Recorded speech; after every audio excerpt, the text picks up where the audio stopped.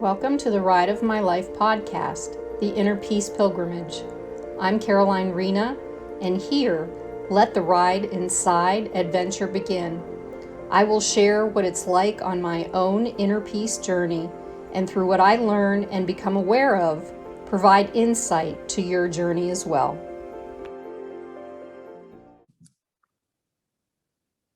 Hey everyone, I'm Caroline Rena, and this is the Ride of My Life podcast. And there's some major things happening right now, shifting, and I can't even begin to go into all of it, but I'm starting out here today with Jane Ritz.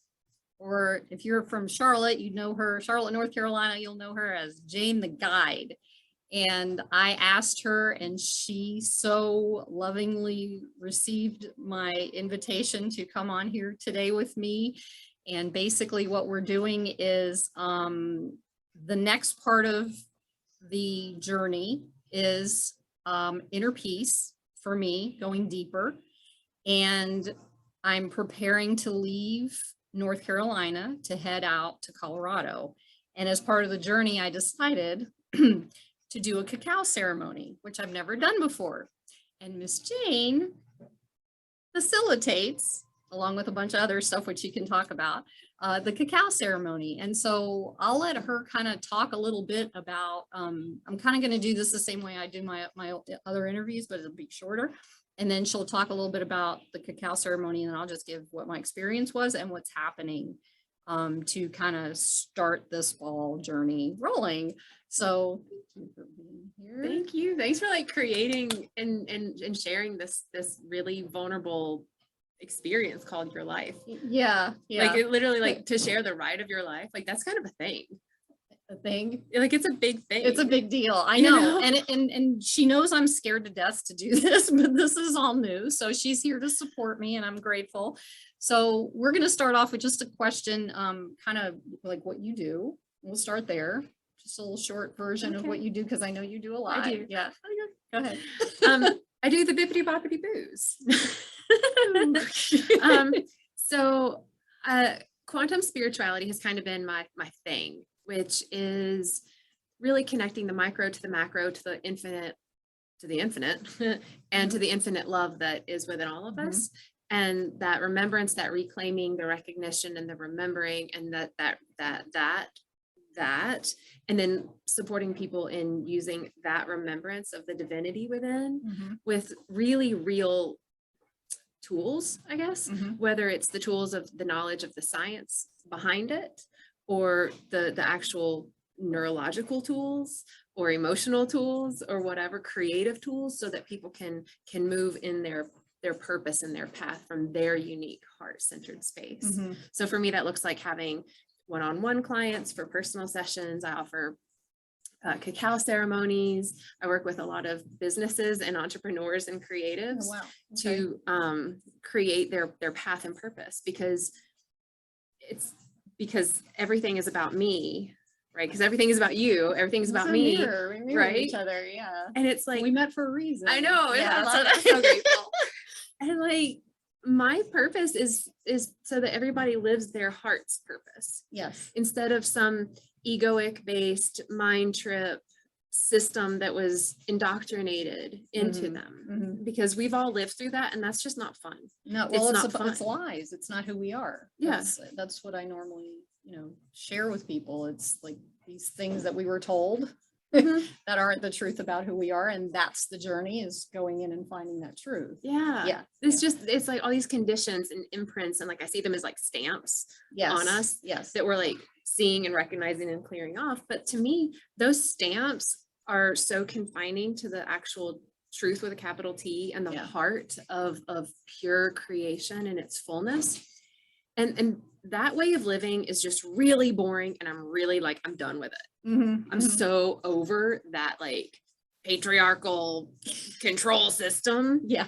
And for me, if I get to live in a world where you're actually creating from your heart, that means it's unique, it's divine, it's something that has this literally a blueprint that only you have. Right. And that it's like letting me be a witness to that. And that witnessing of that to me it activates something within each of us that it literally like lights our soul up so that we're inspired to do our own thing. So for me, the more people are living from their heart, the more I'm like, yes. So whatever it takes, I guide people to that. Yeah, that's fantastic. And what is give me just a little real quick of what your background is so people know where you're pulling that from. Well, story and like real what do you call it? Like the papers that prove the thing? That stuff. Okay. The proof, the validation. The proof, I tell you. So I've studied and have the degrees in like earth science, geology, and psychology. Okay. And then I had 15 years of a career as a hairstylist, working with people's third eye, crown, and perception of self through reflection, unbeknownst to me. Right. Wow. Right. And it's so fun. And a lot of my journey for what I know now is through lived experience, hands down. I was the girl that was so deeply embedded in that program that like I was Botoxed, I had breast implants, my hair was blonde. I was like living the American dream with a very successful, creative, loving husband, and was just extremely miserable and killing myself. Yeah. I got to experience a lot of addictions with everything from food to relationships to drugs, alcohol, like whatever, distraction, television. And so then I've gotten all these through my healing process and my journey. It's like a lot of my knowledge that I've gained through the quantum perspective, that divine perspective, was from my own healing journey. Yes. And then through my spiritual studies, I'm like, oh, snap. That's what the Buddha talked about. That's what that was. Or people will say, I know a little Buddha. We got a Buddha here. So I hold his hands up. The happy Buddha. It is a happy Buddha. I love that he's got a fat belly, like, because right? We're supposed to. Anyway. And then, people would ask me, have you read Greg Braden? Have you read Joe Dispenza? And I'm like, I have no idea who you're talking about. But it was what I was downloading and seeing and sharing. Yeah. So it's like I have all of this like school knowledge, experiential knowledge, divine downloads, and then reflections of like that validation in all these ways. So that's, yeah. Wow. Yeah. Do you want to fill in a little bit about what your like story as deep as you can get? Trauma, whatever that was. That's always fun to do. That's why I'm here. We just want to share traumas and then we can bring out the light. Right. Yes. I think so. I love my traumas so much because I've realized that, first of all, every single one of them have been literally such a gift and such a tool. And I'm talking from like the physical violence that I've been able to experience, from the emotional neglect and abuse that has been reflected back to me by professionals in the psychology realm. They're like, oh good, you got PTSD. Let's do some EMDR. Now we're on complex PTSD. Right? Yeah, this is so good. I'm like, okay, so awareness is awesome. From growing up, I've been able to really experience multifaceted traumas. So for example, I grew up, I don't look like anyone in my family. Everyone has straight hair or they're blonde with straight hair, and they have like blue eyes. That's not my look. So I have an older brother, and I get really brown. My melanin is very sensitive and it activates, and I get super brown. So as a child, for example, my brother would tell me that I was adopted and that I was from Africa because I looked partially Black, at least.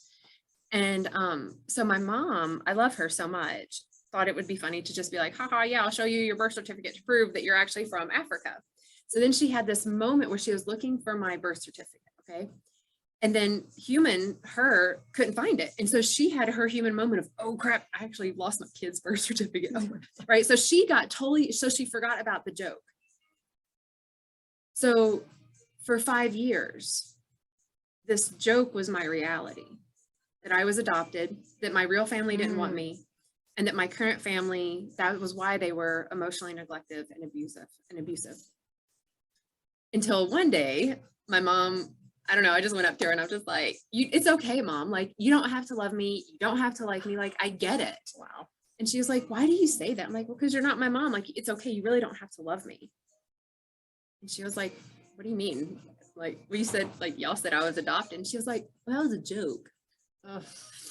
So, How like, old were you when all that happened, though? Because that's not a good joke for a it's kid. really not. I mean, like, the extreme formative years, probably like 4 till whatever. Yeah. 9. Yeah, that like Wow. those formative years. On top of like having family members abruptly leave my life and never seeing them again. Wow. And so like just thinking about just those core traumas, and then everything that was imprinted just in the program of I need to look a certain way to be loved, you know, which was not like me. Right. You know, Yeah, I get that. and no matter how you look, you're told that whatever you look like is not right. Anyway, You know, you're supposed to look different. Yeah. Especially as women. I mean, we've got these magazines and we're supposed to be like adhering to these certain ways of doing things. Like most of the time when I'm on this thing that I'm doing here, I don't wear makeup because I don't want to. Yeah. I want to be organic. You know, right now I did put makeup on, so but that's different. But yeah, it's not good for women for that. But go ahead. It's not. And that is that patriarchal program that we talked about at the top. You know, and it's, you know, and I believed all of those messages. I really took them to heart. Right. You know, that when I get married, I'll be happy because I'll be loved. I'll be smart enough because I'll have the proof that I finished school. Then I'll be lovable. You know, so I had all of these deep-seated beliefs that I basically am not worthy of love. And so there's the not good enough. Exactly. Most of us, probably all of us, carry some of that. Totally. Yeah. You know, and so, and so then, you know, all of these experiences manifested in me making what some would look at as bad decisions, whatever, big opportunities for me to like have experiences that I can actually be of service to those who are experiencing homelessness, those who are marginalized, underserved, like whatever you name it, I'm able to serve. Yes. And so like, I'm grateful, and just a full solid chunk of a lifetime of just traumas, you know, things that happened. And I know I'm not the only one, but being in a woman body, oftentimes our no's aren't heard and people take liberties without really full consent, or we are guilted to, and peer pressured into consent in many ways. Yeah. Which just leads to deeper forms of trauma to reiterate that I'm not enough for love because look what just happened to me. Yes. You know? Yeah. And that's the thing. It's not even true. It's not even true. None of it's true. I mean, we come onto this earth plane as beautiful beings, the babies that we come in as, and it's like all of those lies and all of the teachings and education and yada, yada, yada. All that stuff teaches us how to not be who we are, and it puts us in a box. And it's like a lot of people that I've met, including me, I don't belong in the box. I was 43 when I found out that I'm not even supposed to be in the box. I've been trying to fit in to the box, and I don't like it. It's too confining, and I'm not confinable. I'm so curious. I have a question. Did it ignite anger when you recognized that you were in that box? Were you like the Hulk, or were you like no, sad? I was like imploded. My anger went in. I held all my anger. So and my anger was crying. So that's how I expressed my anger until I was taught when the first time that I took I took a spiritual coaching course, and my coach, who was also a student, he's like, well, do you know what it looks like to get angry? And I'm like, okay, let me think. So, well, think about a guy who's getting angry. I'm like, oh yeah. So the veins are popping out in his neck and his fists are, and he's like, get angry. And so at the time I was married to my second husband, practicing, and he was very good at getting externally angry, and he helped me actually walk through some of this stuff. So he took me out to the garage and he set up this tire and handed me a baseball bat. And he's like, all right. And he wrote the names of all the people I needed to be angry with. And he said, okay, on the tire. And he's like, okay, hit the tire. And I was like, he's like, what are you doing? 20 minutes it took me. And he starts not yelling at me, but Right. he's like yelling this things that I would hear from whoever these people were. And that started hitting. And eventually at 20 minutes, I started doing that. So that's Wow. how I finally figured out how to pull that anger out of me. So there are people out there who stuff anger, and that's not good for our health. And it's not good for our sanity. Mm-mm. And I hope I answered your question, because I Yeah. always go on tangents. No, I when know, I do love that. it. Okay, cool. Yeah, because when we start to really connect with the human, right, the human that we are, that means that we connect with grief and with anger and rage and joy and pleasure and ecstasy, and we have not been taught how to feel, experience, acknowledge, name, and move through any of that. No, and the sad piece is like, at least as women, we are, even though we're like, for me as a highly sensitive, and I'm sure you are too, it's like, oh, you're too sensitive, you're too emotional, you're too this, you're too that. And I was like, but we still have those emotions and we still show them. For men, at least in our generation, they were taught not to show emotions. Now, guess what? We all have tear ducts. We all cry. It's actually, when we cry, there's a chemical that comes out that clears us out. And that's what helps to heal. So going through grief and crying is an important step. And it doesn't feel good in the moment, but the moment doesn't last that long. No. Well, and can you imagine, right? So, like, that's the way we're literally moving that energy, right? We're like, I'm feeling sadness. Tears just happen. Yes. Or anger or joy or whatever. And we've been shamed in that expression. But it's really funny because it's literally just a transmutation of one energy form to another. Yeah. Right. So it's taking, say, anger and moving it, releasing it so that it's peace or contentment or even joy or whatever that is, acceptance. And that's been shamed and like poo-pooed, right? Speaking of, and yet, we are not told to hold in our pee. We're not told, you should be ashamed if you've got to poop today. How dare you? You should not be a pooper. That we're literally alchemizing the energy. It's the same exact thing. Yes. Yeah. When we sweat, we are alchemizing energy. But we would never deodorant, like antiperspirant, all over our body. That's right. Because we would be like, well, that's just dumb. Yeah. We'll get sick. Right. Yes. Right. Yes, we will get sick. Right. And that's the same with emotions. Exactly. We will get sick if we hold them in. And that's exactly what happens. Disease, or, whatever people call it. Nowadays, well, dis-ease. Yeah. Yes. That's it. It's no ease. No ease for that. Yeah. And I mean, it's just something. And so, okay. So being here with Jane is important for me, because I just want you to know that in this part of this journey, it's like, I want to share this cacao ceremony. So perfect segue. So here's the thing.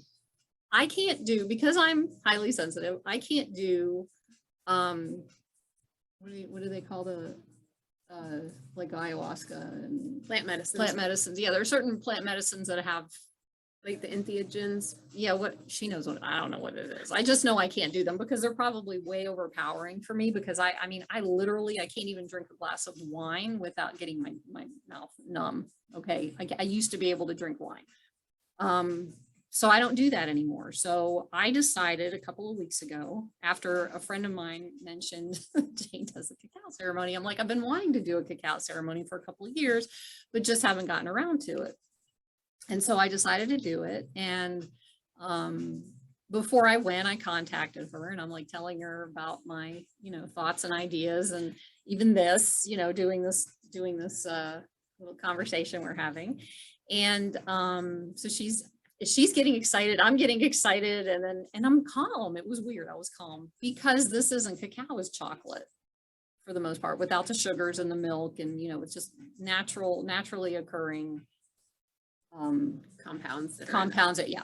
So anyway, last night I was really calm about the whole thing, and I recognized I did get the hot water duty because I needed to do something last night just to keep my mind occupied, because I wasn't sure what was going to happen.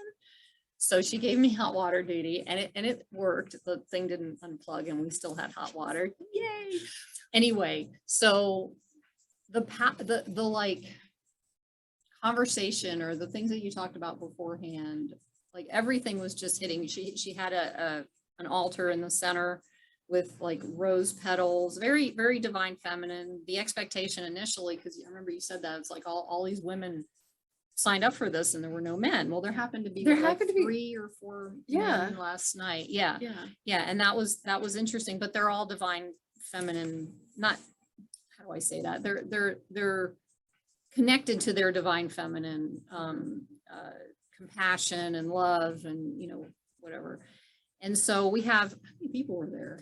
There were 39. 30, I was going to say 40. Yeah. A lot of people in this beautiful space called the Big Love Yoga Barn. And that is it is in Plaza Midwood in Charlotte. Okay. So I'm not from this area, so I'm just kind of leaning in and trying to find my way around here. So I'm in this place and it's an incredible location. And so at the beginning, we go up with our little cups, and I don't know, was I not supposed to get like a whole? I probably shouldn't have gotten a whole. No, you were. I was okay with the half a cup of chocolate. Or of cacao. You got a full, that was a ceremonial grade dose. I did. Mm-hmm. Oh, I thought, ooh, really? Mm-hmm. Okay, so you snuck it in there. So I thought it was going to be a little less. What? So I knew you could handle it. Okay. Like, because I tapped in, and like there will be some people that I'm like, I tap in, I'm like, no, you don't need. And then there are others like, I'll pour it, and then I'm like, so you're getting more? That's like, I listen to this guidance because it's like I don't have the barrier of my ego because I just know it's in the highest good. But no, you got a full. Oh my God. Okay. Which is a quarter of a cup. It's a quarter of a cup of cacao. That's a lot. That's a lot. That's like eating a big candy bar, but not right. So, and then there's options. There's options to add like ginger or different types of flavorings, but they're all like, were they all natural? Because I didn't eat. They're all natural, organic. Yeah. And so the decision was, and she said, well, taste it before you go over there and do that. So I tasted it, and I can do bitter. I can handle bitter. So cacao, what's the percentage on this? It is 100%. It's 100. Whoa, okay. Yeah. So it's not like you're selling the candy bars and Trader Joe's at 80% is, or whatever, 70% is the high. No. So it's 100% and it's bitter, but it's not that bitter, at least not for me. So I'm like, I think I'm just going to do it. Yay. So I didn't put anything in it. And I went and sat down, and then you did this amazing talk, and I'm listening to this, and it's not like this. She's very grounded. She's very connected. And like, it was almost as if you were talking just to me, which I think is the process of how, And so I'm listening, and I'm like, she's saying all the words. She's saying all the words that I know. And it's like, so for me, last night, in the past few months, I've been working with my ancestors. So I brought, what's the stone with the flower on it? You call it your ancestor stone. Yeah, but I forget what it's called. I have a friend of mine who knows stones, and I can't ever remember. But it has a white looking flower on it, and it actually comes that way as the stone. So it was dark in there. I thought that was a painting on it. No, it actually. I don't want to see that again. And like yeah, okay, I'll share it with you. So I brought that because I've been working with my ancestors, and we all need to do ancestral healing because a lot of our trauma comes generationally down through the lineage of wherever we came from, and it's all in our DNA. And so we're carrying that. We're here to clear that energy. That's what I believe. So that was one of the things I brought with me, put on the altar. The other thing I brought with me is this necklace, which is the throat chakra. And the other piece of all of this is that so learning how to speak, sharing my truth, being heard, and that went onto the altar too. But there were other pieces of it. So part of my logo is a phoenix. So she's talking about fire last night. And what was the other thing that you said? Oh, I know. I had a conversation with another person that I did an interview with a couple of weeks ago, and she suggested that I come up with a word for the next year. And my word was rebirth. And that was another thing. We're talking birth, death, and rebirth. So here I am, and I'm listening to this. I'm like, I think I'm in the right place. Definitely. Yeah. So it all hit. And so I'm ready. I'm breathing. I'm doing the breathing. I'm just sitting there listening to this amazing woman speak, and it's just kind, gentle, loving. And energy and connective, very connective. And that's what I remember at the beginning. And I'm like, oh, and also part of the ceremonies, there's ecstatic, is that how to pronounce it? Ecstatic dancing, which we ended up doing after. So we went through, I guess, a prayer that you read, and then we drank it, and I'm sitting there and I'm got my eyes closed and I'm just feeling, and I'm like, of course I'm feeling, waiting for some kind of, hallucinogenic thing to happen, and it's not, and nothing's happening in that regard. But I start to feel relaxed and I start to feel calm. And she talks about the medicine of Pachamama, of the earth, and how it heals the body. And I want you to give a little bit of information on how the cacao as a medicine heals, because this is really, so if you could do that real quick. Yeah, share that, and then I'll keep going. So cacao is just, it's an ancient food that basically all of our ancestors ingested, and they did it to do so many different things. So they would do it to like come together almost like a tea ceremony, and kind of like, let's all really talk. Like, we need to connect, let's talk. And they would use it in times of celebration, in times of just physical healing, because it's so just healing for the body. It's got a lot of properties to it, magnesium and all these other good stuffs. All the good stuffs. But the fun thing is that like Earth herself is a consciousness. She is in an embodied form of infinite intelligence doing her thing. She's not like, well, the crust needs to do this and the ocean has to do that. It's like, I'm not telling my heart how to beat, my liver what to do, right? They all have their own intelligences, and that it all works together as the whole. And so everything that she creates has its own consciousness to it. So the cacao, the consciousness of cacao, when that consciousness and my consciousness, or yours, or whoever, so I'll say mine, come together, there's like this conversation. There's a co-creation. It's like two lights came together and something else created. And that brightness of what is co-created with the cacao consciousness and Jane's consciousness is the healing. And it's all very heart. Cacao is so the heart. It has theobromine in it, which if anyone was doing any research during COVIDicus season, like theobromine was a really healing thing for anyone that had COVID, because it's a vasodilator, opens up the bronchial pathways. It's very healing. And people in certain countries like India that drink a lot of black tea, again, plant medicine, they had lower cases because of the theobromine in it. Okay. And it has anandamide in it and phenylethylamine. These are very natural parts of cacao, right? It tastes good. It tastes so good. And when you buy cacao in any store, these properties are not in it because it's been heated. Okay. And it's been alkalized. Well, it's technically been modified into a candy bar or a powder to put in a drink or whatever. Exactly. Right? Yeah. Okay. And the energetics of it change too, because it goes through packaging, processing, people that are grumbling about their job because they've been working in this factory without any windows and they need a break, and so their energy gets into the because everything is energy. Yes. Right. Yes. Nothing is separate. We're just a bunch of atomic and subatomic just vibing around. Yes. I am you and you is me. Exactly. It's fun. It's so easy. Right? It's just why can't we be taught this? I know. These are the basics of human. Yeah. Like humaning 101 is that there's no separation. There's no other. Yeah. So it's like we're learning. Right? I know. Like, yay, way showers. To be a way shower, that means I have to learn it. Oh, good. Yeah, that's the hard part. Anyway, so it has anandamide and phenylethylamine in it. So basically those not one does one and one does another, but just to put them into one statement, they bind to the THC receptors in the brain. So it doesn't have a THC property. Like, you're not going to be like, oh, I'm high. But what it does do, it gives you that, I just relaxed down a little bit. I just chilled out a little bit. Yes. Yeah.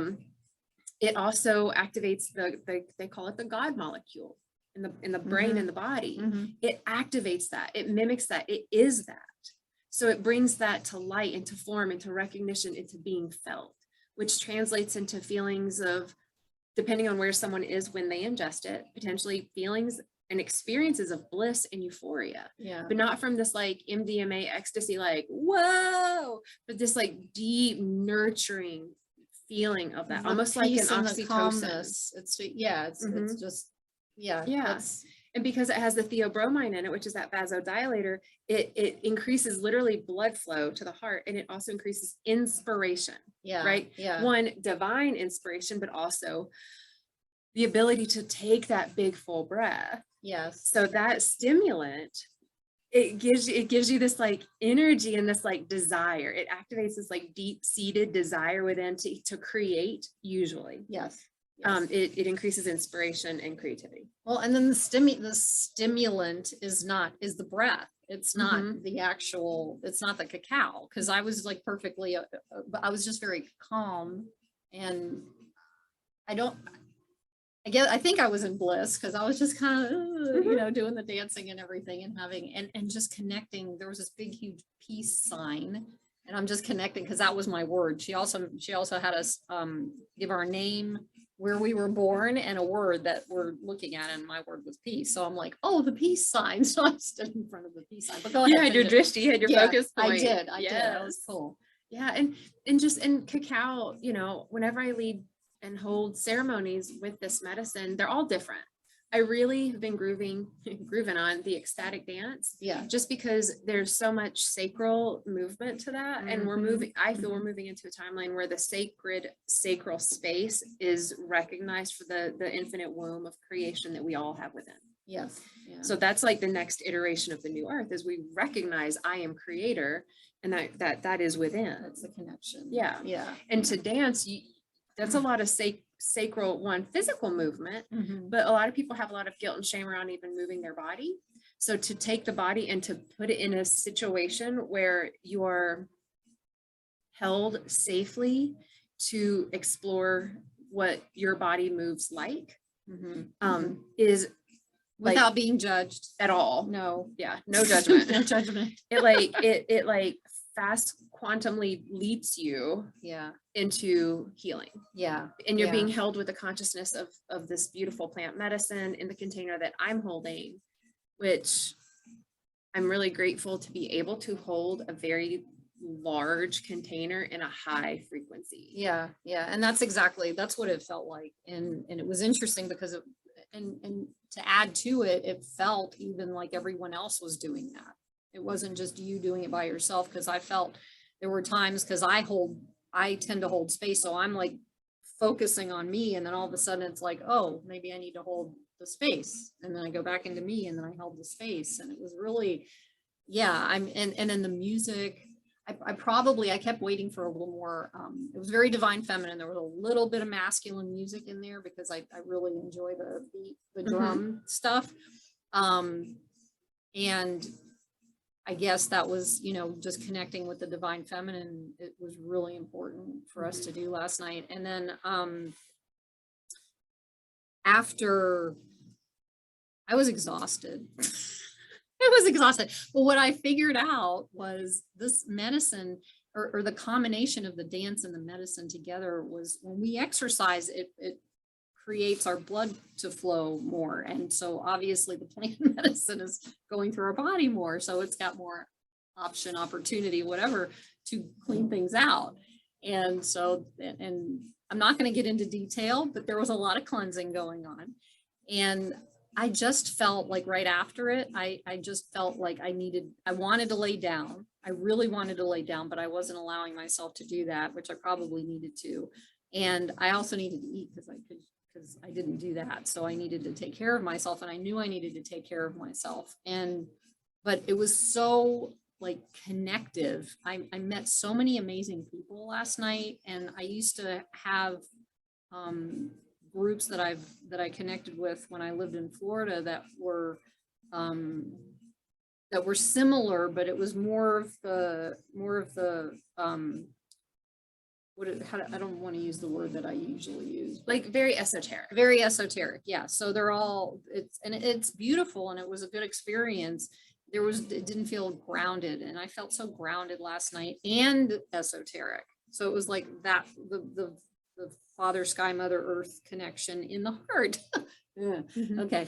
And so, yeah, so I'm talking my way through this, kind of explaining what it felt like. And then, everybody was just so kind and gentle and loving. And it wasn't and it didn't even feel like a hippie fest, I guess. No, it was just, it was very grounding and very, like, I'm extremely logical and left brained.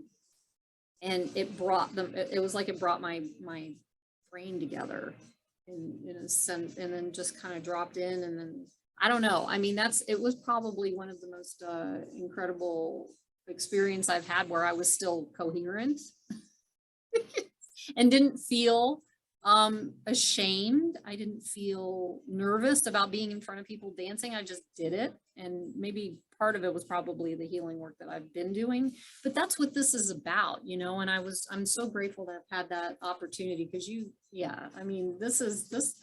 I'm great. Yeah, she's a good facilitator of Cacao Ceremony, and I love ceremony anyway. But I do too. It's just so fun to it is to come together, to come back. Yeah, to whatever that is. Yeah, and to have like a container set, right? Whether you're like having a ceremony by yourself at home, with your matcha in the morning, but just doing something in a sacred container with like reverence and intention. Yeah, to me, that's what supports that healing process. Yeah, and it is important. Like, I can tell you right now that I this is one of the things that I need to work on. But staying in the container, when you stay in that container, things shift. When you bounce out into social media and you bounce out into the world and you bounce out, it's like, take that time in the morning to stay in the container. I'm saying that as much to myself. So I'm not the only one that does that. No. Whoa, you do too? Oh yeah. Let me check this real quick. Yeah, I'll be like in the meditation, and I'm in it, and then all of a sudden I'm like, I get a hit of like, and I don't know if it's like a habitual dopamine hit where I'm like, reach for the phone, or it's some like divinely guided hit where I'm like, maybe I need to check this out. And 9 times out of 10 it's a thing that I needed to see that furthered it. I never thought about it that way. Yeah. Sometimes I still don't like doing it. I don't either. It's like, leave it alone already. Put it away. Yeah. So what I want to share real quick is like the purpose behind these meetings with people, or connecting with people like Jane, is to because I'm on my journey to find inner peace, and I've been doing it, but it's getting deeper, and I don't know what to expect. I'm following guidance, and I'm going out on the road, and I'm connecting with people, and I feel safety in this, so it's all good. And one of the things that I wanted to do was find out, like, for me, you gave your story. What, just real quick, if you could share like some of the things that you've done to find, or that you do other than meditation or whatever, to find your inner peace, and what that looks like, what that feels like for you. Thanks for asking that, because I just realized that, it's like, I do what I need to do in the now. Yeah. And that has been the biggest lesson. So, for example, there are some times for me to come back to peace, it is just like to remove myself from a situation and like come back. Sometimes it's I need to go to meditation. Sometimes it's I need to take a nap. Sometimes I need to dance. Sometimes I need to yell. Sometimes I need to write. Sometimes I need to paint. But that to me, that is how I feel we truly find peace, is when we find enough of our own inner voice or source voice, because there's no difference.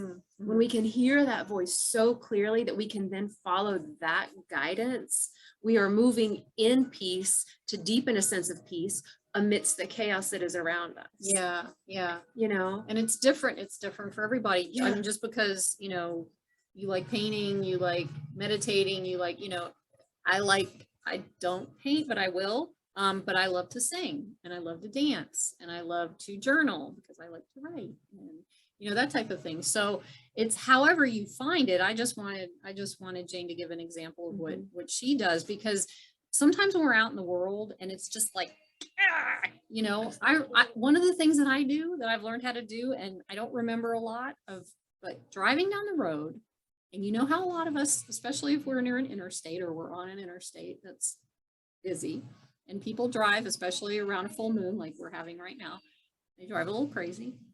So I imagine myself, I've learned how to do this. I imagine myself as a soul with all these other souls driving. It's not the cars, it's the souls. And I'm like, it brings that peace to me. And I've noticed that I just take a deep breath and I'm like, look at all these souls. This soul just happens to be in a little bit of a rush. And so, okay, they cut off. And I used to be that person who would just immediately, you know, whatever. But now I'm like, oh, okay, I'll go over here. You go that way. I'll go this way. Yes. You know, the feeling like that bliss that I feel from my soul when I just imagine myself and everyone else as that soul on the road. That's been helping me. You know, I don't know if that would help you or not. I'm just sharing what helps me. But yeah, so just wanted to bring that out. And then, let's see, I don't know really if there was anything, did I miss anything? I don't know. Did you want to share anything about, anything else that I didn't cover? No, I just want to expand on what you just shared, the seeing all the souls. Yeah. You know, and I think that when we can see ourselves in each other, like that the last time I really, like, speaking about the road, last time I was, whatever the last time was that I was driving and someone like cut me off or did something really brilliant. And I remember the middle finger came up and I yelled an expletive and I called them a name. It was probably like a turd burglar or something like that. Like, it wasn't anything too bad. But anyway, and then I started laughing so hard because I was like, I just cut myself off. That is me in that car. Yeah. It's a version of me. It's an aspect of me. It's a timeline of me. It is a fractal of the whole. It is a spirit. It is a source. It is. And I just basically yelled and flipped off God. Yeah. Yeah. Or source or creator or whatever word resonates. Well, and for those of you who have a hard time recognizing that there are certain individuals who have no problem being cruel to people, that calling them God can be a challenge. Oh yeah. And the thing is that, and this is something that I did with my mother. I didn't have her in my life most of my life, and I was angry with her. And at one point, like 5 years ago or something, I can't remember right now, I had an opportunity to do forgiveness work around her, but I couldn't forgive her as the person she was at the time. So what I don't know how I found out about this, or if it was a suggestion by somebody, but I literally imagined her as that little girl that was wounded. And then I could do the forgiveness work with her. But that's the thing, is like, most of us have been wounded as children. And that's the work. That's the work in connecting with that little child inside of us, and recognizing that when we get wounded or traumatized as children, we get stuck at that age. And when something happens that reminds us emotionally of that, whatever that was that caused us to get stuck there, we act out at that age. So thinking about that other person as, yeah, they're acting like a 5-year-old because that's all they know how to respond, because they didn't learn anything differently. So being able to be compassionate about that and learning, it took a long time. This is not something that's like an overnight thing. It's like, oh yeah, now I can handle doing that. You just remember that we're human, we're people, you know, and yeah, there are people out there who are not. So, I mean, I don't know what you do about, what would you say you would do about somebody like Putin or Hitler or that? I don't know. You still pray for them, whatever, but that was actually my biggest healing was around Hitler. Yeah. Yeah. That was actually one of my biggest healings. Yeah. Because I went into the quantum field of the infinite, and I went into his field as like his soul. Yeah. Soul. Yeah. And I went into his childhood, and my heart cracked open in ways that, like, it brings tears to my eyes thinking about it. Yeah. Because the amount of hurt that he experienced, that was so stuck, that was how he projected. Yeah. And then if we keep demonizing right, those that perpetrate really heinous acts, we literally perpetuate the heinous acts because we don't heal it. And I want the world to feel better. That's you so true. know, Yeah, so I it's can see like, that. I can hear yeah. tearing out. I can see that. Well, and that's the thing. It's like when these types of people are put out there, it also gives us an opportunity to see that, you know, we also have the capacity as a human to do behaviors like that. We choose not to, or we, you know, whatever that is that keeps us from doing it, but we still have the capacity, and that's where the compassion comes in. So that's one of the, there was something else I was going to say and it just totally slipped my mind, but that's okay. But yeah, I mean, just being able, oh, I know. And then people who have had like situations where maybe a child, I remember reading this about a child that was killed by a drunk driver, or whatever, the drunk driver went to prison, and the parent went to the prison and forgave the person. Now that's like Jesus level stuff, avatar level stuff, you know, for them to be able to do that is really powerful. Yeah. And that's why we're here, is to be able to connect with that, with each other, with higher power, whatever source, whatever you call it, whatever that looks like for you, that type of thing, you know. So yeah. So I think you know, really the only thing left, because we could go on here forever. I know that's I don't know what to, the only thing left is just kind of sharing, where do we say about this is Jane Ritz. She's a spiritual guide or Jane the Guide, and you can find her anywhere that you search online for Jane the Guide. And I don't know everything she does because I just met her, but she does a whole lot of stuff that's really in this beautiful soul energy that I can feel with her right now. You will feel that too. I'm sure of it. So yeah, if there's anything you want to share about connecting with you, or yeah, here you go. Yeah, if you're on any social medias, you know, Instagram and all of those, just look for Jane the Guide. My website's janetheguide.com, and I share on there regularly different events. I'm getting ready to launch a quantum spirituality initiation course where I'm going to be talking deeper about the quantum mechanics of the esoteric. So yeah yeah, but I do it in a way that I'm talking. So I mean, I talk like kind of like real animated, kind of like a kid. Yeah. So that it's really accessible and understandable. And that's something, yeah, I've been a big advocate about when you teach something, to do it like at a 3rd grade level. So it's like, oh, I know what that means. Right. I understand. Yeah. And it's more fun. It is. It's just more fun to learn something and to feel like I got that. Yes. I hate being taught stuff where I'm like, I don't get it. Hold up. Yeah. And she's really a good teacher. I mean, even last night I could see the little teacher. Were you a teacher? You got that in you. It's just part of. So, I mean, it's just the connectivity that she has with you at this deep level of just being fun and being with you and being present and being able to have you see what she's saying just by how she's talking. So it's really a cool experience. So thanks for that reflection. Absolutely. It feels good. Absolutely. Yeah. So yeah, I mean, I guess that's it for now. And I'm going to be doing more of these as I'm going along the road. I don't know what they're going to look like. I don't know where I'm going to find people, but if you're out there, I'll be out there too. So you'll find so, or you can find me, whatever works. All right. So thank you so much for being here. I'm Caroline Rena with my lovely accomplice, Jane. And you've been watching the Ride of My Life podcast. See you soon.